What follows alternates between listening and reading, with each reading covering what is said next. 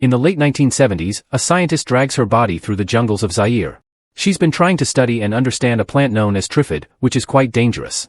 The woman can't escape their fury and dies in the jungle, but she manages to warn her son so he can get away. 30 years later in 2009, the Triffids are being kept in labs away from cities to be used for their oil, which is an alternative to fossil fuel and has put an end to global warming.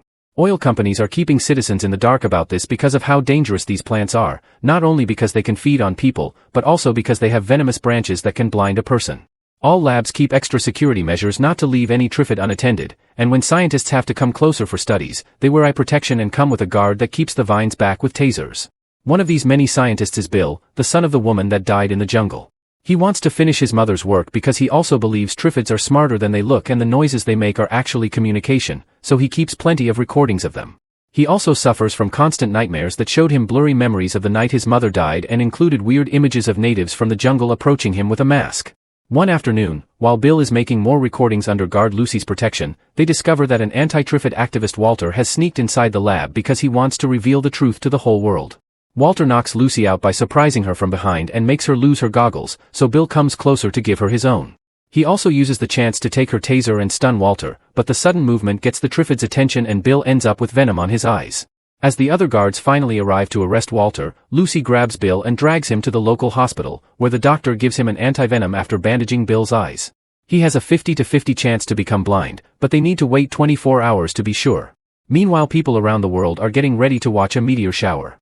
Radio reporter Joe interviews an astrophysicist who explains the sun will release a vast explosion of gas and nuclear fire that will look like fireworks in the sky, but it can't cause any damage to humans.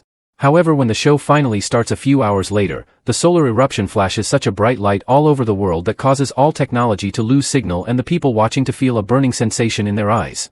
Because Bill spends the night sleeping with his eyes bandaged, he has no idea of what's going on. When he wakes up a few hours later, he goes to the bathroom and removes the bandages to discover his eyes are just fine, but after leaving his room, he also discovers everyone around him is panicking. He looks for the doctor and finally learns what happened from him. The solar eruption left most of the population blind. Bill decides to quickly leave to go back to the labs, afraid of what is happening to the plants without supervision, and finds the city has succumbed to utter chaos. In the Triffid labs, Walter notices the lights in the sky being stronger than they should be, and he covers his face with his hood to protect his face. Everyone else in the lab including Lucy loses their eyesight, so Walter takes advantage of this to escape his cell and free the Triffids. In a plane that is flying over the city, Torrance doesn't care about the meteor shower and is sleeping through it with an eye mask on, meaning he doesn't wake up until he hears everyone panicking. The plane's going down because the pilots can't see either, but Torrance ignores all the cries for help and hides in the bathroom with a bunch of life jackets. When the plane crashes, Torrance is the only survivor and he immediately begins taking advantage of the chaos in the city to rob stores. Meanwhile, Jo wakes up with her eyesight intact because she's been underground in a subway station, which is now in ruins because of the plane crash. When she goes outside, she bumps into a mother with a kid and they realize she can see, so they begin begging for her help. Soon lots of people are surrounding Jo, trying to drag her away for their own protection, prompting Jo to get in a car and try to drive away. Unfortunately, the street is blocked by the blind crowd, allowing a cop to approach Jo and try to arrest her under some flimsy excuse to take her away. At that moment, Bill shows up looking for an authority figure and notices what's going on, so he takes advantage of the cop's blindness to take the gun from him and rescue Jo. Then the two of them run away by keeping quiet in order for the blind people not to notice them. After walking for many hours, Jo and Bill manage to reach Whitehall, but a crowd of blind people is blocking the entrance. They go through it to try to reach the guards, but communicating with them is useless because they only answer with shots. With no authority to talk to for help, Bill decides to go to the labs himself, and Jo goes with him not to be alone. The pair steals a car to reach the lab, where they discover the Triffids have escaped and everyone is dead, including Lucy and Walter. Bill retrieves all his research because he thinks it may come in handy later, then he accepts to take Jo to her father's house so she can check on him. Sadly, by the time they make it there it's too late, the man is already dead and being taken away by the Triffids.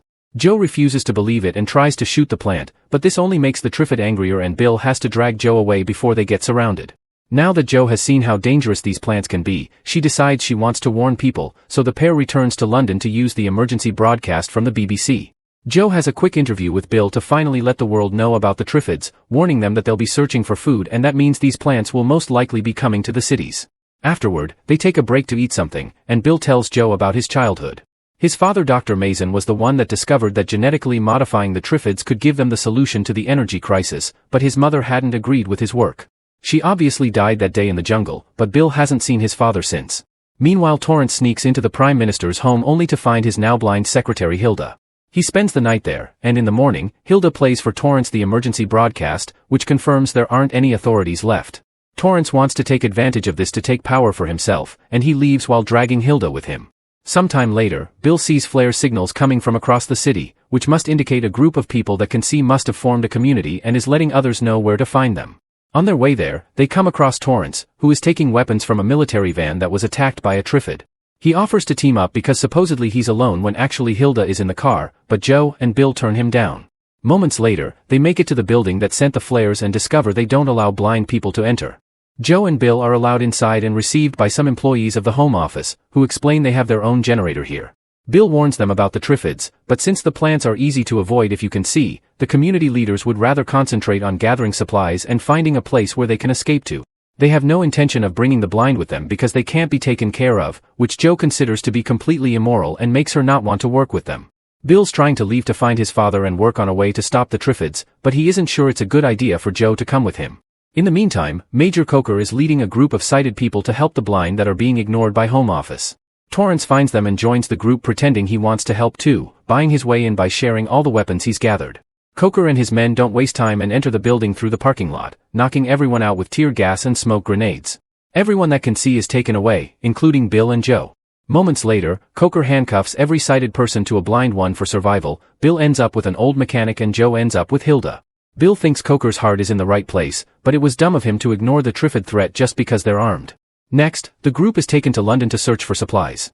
The first few houses they search are empty, and when they stop to take a break, Torrance lies and tells Joe that Coker would love for her to start a new broadcast to gather people for their cause, but she turns him down, not approving of these methods. Afterward, the group finds a supermarket warehouse with plenty of food for them to take. It's easy for them to get inside, but that's because the guards are already dead. The Triffids got there first. Joe is grabbed by one of them, and Bill manages to save her by using a lighter and a spray to light the plant on fire. Unfortunately, they still lose a few people in the other corridors, including Hilda, because the guard Torrance had assigned runs away like a coward. Coker finally takes the Triffids seriously and uncuffs the people left. Thus when Torrance arrives, Coker demands to have more weapons to fight the Triffids and Bill as his right hand. Torrance obviously doesn't like it, but for now he accepts to play along. When they return to London, Joe sees Coker's change of mind and accepts to do a broadcast to help before she leaves with Bill to look for his father. Torrance doesn't want her to leave, so he asks her to do a broadcast right now without any planning, and immediately people all over the city come to them to join their cause. While Joe is busy, Torrance sends his men to kidnap Bill and Coker and take them to the forest to make it look like they were attacked by Triffids while Torrance takes over the leadership of the group. After the broadcast is over, Torrance tells Joe that Bill died during an attack, giving her the things his men took from Bill's jacket as proof of his story. Meanwhile in the forest, Torrance's men make noise to get the Triffids' attention, but the plants get to them faster than expected and kill them all. With the Triffids busy attacking the soldiers, Bill and Coker get to escape and gain control of the truck, although Coker's eyes get sprayed with venom on their way out and Bill loses his tape recorder when he uses it to distract the Triffids with their own noises. When eventually the truck runs out of gas, the pair begins looking for shelter on foot. The next day in London, Joe continues to make broadcasts to call people over from all over the country, and Torrance asks Joe out for dinner, saying they still need a happy moment in dark times, but Joe turns him down. Later, Joe notices people are building a wall around the area to keep the Triffids out and is starting to get suspicious of how much attention everyone pays to Torrance's orders when this should be Coker's operation. Since Coker hasn't been around for a while, Joe approaches a young fighter named Troy to ask if Bill really is dead, and Troy admits they don't have proof, just the tape recorder one of their men brought back from the forest. Furious, Joe sneaks into Torrance's office and recovers the recorder to put it safely away with the other Bill's things. Back to Bill and Coker, they finally come across a church where a religious group takes them in and helps them with their wounds. This group is led by Mother Durant, who doesn't turn any refugees down and explains that the building is safe from Triffids. Bill finds this suspicious because it doesn't fit Triffid behavior, but Durant promises this is the protection of God. Coker decides to stay with this community, but Bill leaves the church to continue looking for his father. As soon as he enters the forest behind the church though, he finds out the truth behind the so-called protection. It turns out Durant has been sending people, even priests and nuns, as food for the plants to eat and keep them from attacking the church. Bill immediately goes back and arrives just in time before Durant sends another girl away under the excuse she was chosen to build a new community somewhere else. As soon as Bill tells everyone the truth, the community kicks Durant out and accepts Coker as their new leader. Now Bill can leave for his father's place without worrying about them. In London, Joe tells Torrance she does want to go to dinner with him, pretending to be on his side. Later in the evening, while Torrance is getting ready for the date, Joe makes one last broadcast telling people not to come because Torrance will want them to die for him. Obviously this angers Torrance and makes him send his men after her, but Joe is already on the run with all of Bill's things in her pocket. Troy does see her hiding, but instead of snitching, he lets her get away. It's quite difficult to run through the city while dodging all the Triffids, but eventually Joe manages to find a working car and drive out of London safely. She remembers the place Bill grew up in from when he shared his story and takes the car in that direction, only to end up accidentally crashing and having to continue on foot. When she enters the forest, a truck shows up ahead of her, and no matter how fast she runs, the driver comes after her and captures her. In the meantime, Bill arrives at a town that has been abandoned after a Triffid attack. He almost gets shot by the only two survivors, who turn out to be two very young sisters called Susan and Imogen. Susan is very wary of him, but Imogen is desperate for the company of an adult and accepts to give Bill the family car as long as he accepts to take them with him. After driving a couple of hours, they come across another vehicle and the driver turns out to be Bill's father, Dr. Masen. The reunion's far from warm, but Dr. Masen doesn't hesitate to bring Bill and the girls with him to his house, which is fenced with electrocuted wires. Inside, Bill finds Joe, because it had been Dr. Masen who found her in the woods. After Joe gives Bill back all his things, the two of them finally kiss and spend the night together. Sometime later, Bill joins his father at the lab, where he's already preparing a new plan. He thinks that to stop the Triffids, they must create a new type of it that sterilizes instead of fertilizes. If they spread this new type of Triffid around, then they'll make all the others infertile and eventually the race will die out. Dr. Masen already has a female Triffid he's been working on, but to finish the experiment, he needs the pollen from a male Triffid, so Bill promises to find one. Meanwhile, Susan and Imogen are practicing target shooting and Susan gets incredibly frustrated with Imogen because she's already referring to Joe and Bill as Mom and Dad. Once he's properly armed, Bill drives all the way to the labs to see if at least there's one male Triffid in the area. Once again, he uses his tape recorder to play Triffid noises, but the first one to show up is Susan, who hid in the car and came along to keep an eye on him. While Bill scolds her for such a dangerous idea, a male Triffid finally shows up and grabs Susan, making it hard for Bill to shoot at it properly if he doesn't want to hit the girl too. In the end, he decides to jump on the Triffid and hit it until it dies. Bill and Susan bring the Triffid head back to the house and Dr. Masen immediately begins working on it while discussing his wife's old ideas. After Bill goes through those awful flashbacks again, Dr. Masen reveals he still has some of the things that used to belong to his wife, including her own recordings and a creepy black mask that matches Bill's flashbacks. That night, Triffids all over the country begin sporing, thus Torrance sends Troy to the lab to find Bill's file in order to find him and a solution to this problem. The next morning, a helicopter flies above the house and drops a bunch of pamphlets promoting a survivors' colony in the Isle of Wight, and the new family agrees to go there after they're done with the experiment. Dr. Masen decides to listen to his wife's old recordings to try to figure them out while feeding the Triffid, but this proves to be a mistake. The noises make the plant extra violent and it attacks the doctor through the door hatch. Bill hears all the screaming and rushes to the lab, where he turns off the tape before shooting the plant. Unfortunately, it's too late. Dr. Masen had been stung already and he dies of the venom. After giving Dr. Masen the goodbye he deserves, Bill realizes he destroyed the mutated female and there's no time for him to restart the experiment from scratch, so the family agrees to leave for the island in the morning. Things don't go as planned though, because as soon as the sun rises, Torrance shows up with his men and captures the sisters, threatening to kill them if Bill doesn't come up with a solution to deal with the Triffids in 24HS. The family is locked up together, but no matter how much Bill thinks, there's no solution to the experiment, thus their priority must be to escape. His idea is to use the recordings to attract the Triffids and sneak out of the house while the plants attack Torrance's men. At that moment, Bill is called to see Torrance, so he gives Susan the tape recorder to hide. While Torrance taunts Bill and cruelly teases him for losing his parents, Susan climbs out of the window and leaves the recorder outside playing.